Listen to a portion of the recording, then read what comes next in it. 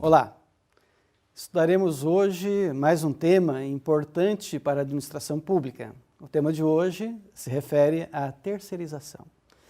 E esse tema é um pouco complexo porque nós não temos uma legislação específica que trate dos deveres e obrigações, dos encargos decorrentes da terceirização.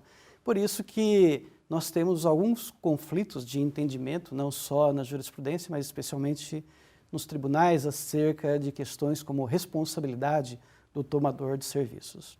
Bem, quando falamos em terceirização, nós estamos falando em todas aquelas atividades meio, não é? Serviços de vigilância, limpeza, de copa, de reprografia, recepção, manutenção de equipamentos. E não só essas, mas uma série de outras atividades que puderem ser enquadradas como atividade meio de uma determinada atividade específica da administração pública.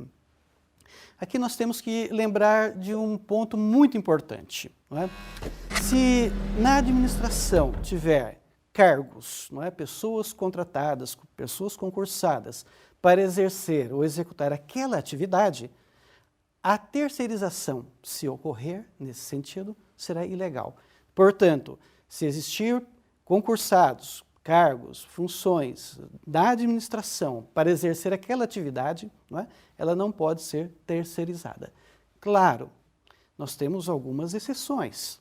Vamos imaginar que naquela repartição tenha uma pessoa, uma única pessoa para fazer serviços de limpeza. Aí com o crescimento, a ampliação, ela não dá conta. Nesse caso, com essa justificativa, pode ser contratada uma empresa terceirizada. Portanto, vocês percebem que no momento da terceirização, a administração tem que levar em consideração algumas questões que nós vamos pontuar daqui a pouquinho, não é? Quando nós falamos em terceirização, nós temos que lembrar, primeiro, que a administração pública, no momento em que escolhe terceirizar uma determinada atividade, ela deve fazer essa previsão no edital.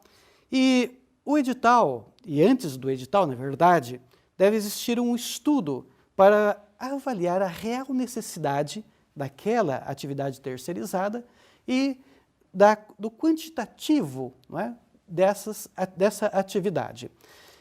Esse estudo preliminar, ou seja, antes da elaboração do edital, deve apontar também as vantajosidades, não é? Vantajosidades para a administração, principalmente na questão de redução de custos e maior eficiência na execução daquele serviço. E ainda nós temos que lembrar uma questão importante. No caso de terceirização, existe uma questão que demanda um pouco de preocupação, não tanto para a administração pública, né? Eu digo isso me referindo à terceirização de empresas privadas, existe uma questão que se fala de subordinação direta e da impessoalidade, né? Lá na atividade privada, quando uma empresa contrata uma outra terceirizada, pode existir, se existir subordinação e impessoalidade, e pessoalidade nesta relação trabalhista, pode caracterizar um vínculo trabalhista e aí a empresa tomadora do serviço fica como se fosse a empresa contratada, né? Portanto, lá nós falamos que é uma terceirização ilegal. Na administração pública, essa situação é um pouco mais difícil, né, ou quase impossível, porque para uma pessoa ser servidora, ela passa por um concurso público, né? A primeira questão é essa. Mas, na terceirização, no âmbito da administração pública, o gestor do contrato deve ter sempre em mente que não pode ter a subordinação direta, ou seja, as reclamações, orientações devem ser com uma pessoa da empresa, nunca com o servidor, com o empregado da empresa terceirizada, não é? Portanto, a administração não pode dar ordens diretas ao empregado da terceirizada. Não pode escolher, não é? Olha, eu quero aquele outro, não é? Porque quem faz isso é a empresa terceirizada. poder disciplinar também é da empresa terceirizada. Portanto, a administração tem que ficar equidistante, não é? Todas as reclamações, punição eventualmente no contrato é feita diretamente com a empresa terceirizada, nunca com os empregados da terceirizada, para não ter nenhum tipo de responsabilidade nesse caso. Mas a terceirização, não é? Na atividade privada, e especialmente no setor público que estamos tratando, ela oferece alguns riscos, não é? Uns nós podemos identificar como os riscos sociais. Quais são os riscos sociais? A ausência de equipamentos de proteção, regras de saúde, direito a planos, convênios, enfim, uma série de outros direitos que o trabalhador tem e que, em razão da diminuição de custos, a empresa pode suprimir determinados direitos do trabalhador terceirizado. Então, esse é um dos riscos que a administração tem que ficar atenta, não é? Para requerer, solicitar ou exigir algumas correções, se for o caso. E uma outra questão muito importante é a questão da inadimplência dos encargos trabalhistas, fiscais e comerciais. Portanto, o tema mais importante dentro desse contexto de terceirização é a questão da responsabilidade da administração pública com aqueles encargos da terceirizada, não é? O artigo 71 da Lei de Licitações já foi objeto de controle de constitucionalidade pelo Supremo Tribunal Federal. Diz lá textualmente o artigo 71 da Lei de Licitações, que o contratado é responsável pelos encargos trabalhistas, previdenciários, fiscais, resultantes da execução do contrato. Isso é evidente, né? O contratado é obrigado pelos encargos trabalhistas, previdenciários e todas as relações que ele tiver com os seus empregados. Mas a questão que chama a atenção é o parágrafo 1º.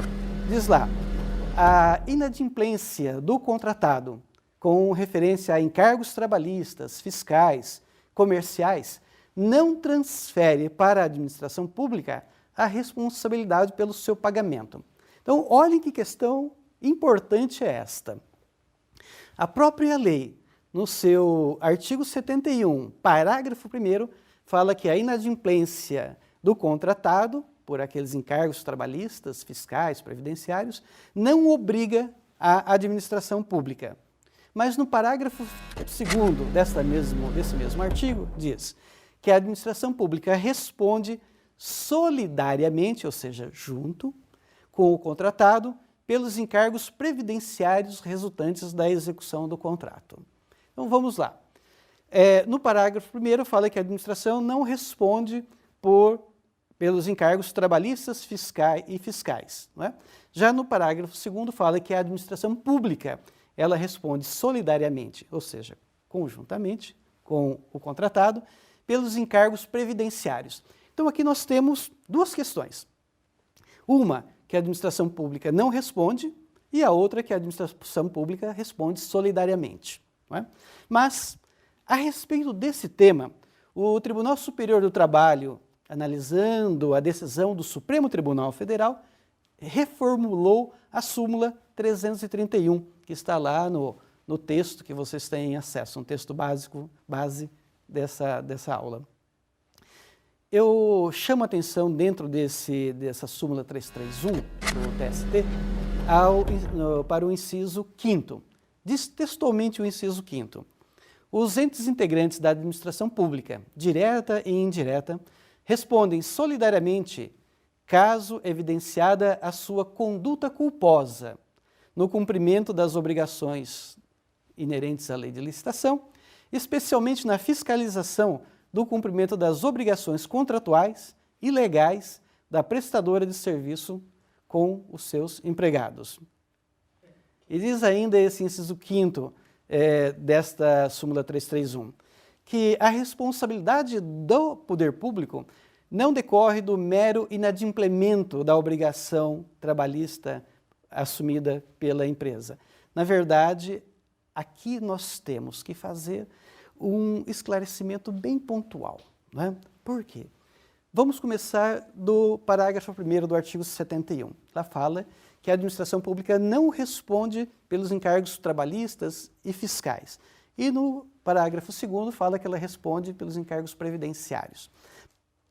E aqui a súmula 331, ela trata do assunto, mas pontuando de uma forma tão objetiva que nós temos que ter muita atenção. Porque diz a súmula 331 que a administração pública é responsável, inclusive pelos encargos trabalhistas e fiscais, não é? E também dos previdenciários. Mas em que situação? Quando a administração pública for omissa na fiscalização da manutenção das condições de habilitação da empresa contratada. Portanto, para que a administração pública não assuma uma responsabilidade solidária ou, em alguns casos, subsidiária pelos encargos decorrentes da relação trabalhista, a administração deve se precaver. Como?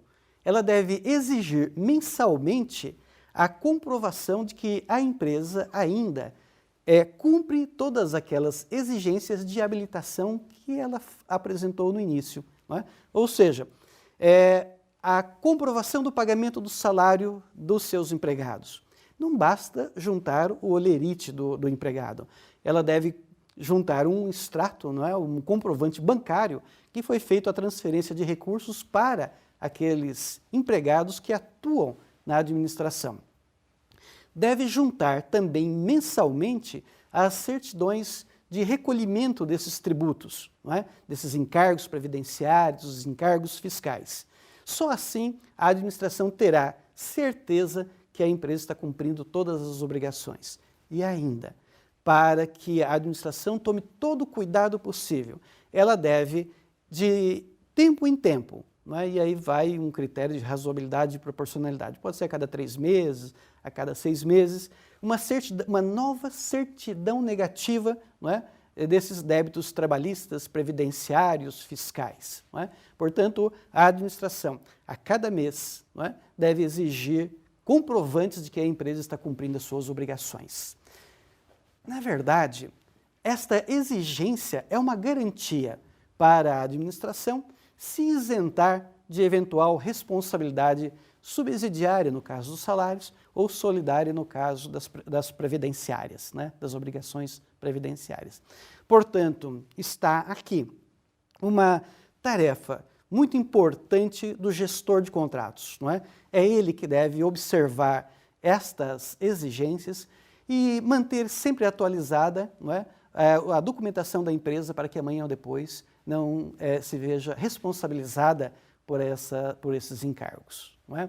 Portanto, eram essas considerações que preparei para esse momento. Espero que seja proveitosa essa videoaula. Quero convidá-los agora pela última vez, não é? Para participarem efetivamente do fórum. Não é?